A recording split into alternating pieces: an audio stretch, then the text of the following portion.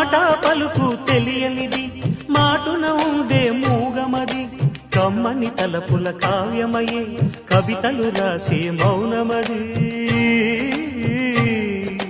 రాగల రోజుల ఊహలకి స్వాగతమిచ్చే రాగమది శృతిలయలరగని ఊపిరికి స్వరములు కూర్చే గానమది ఋతువుల రంగులు మార్చేది కల్పన కలిగిన మది భావం బ్రతుకును పాటగా మలిచేది మనసున కదిలి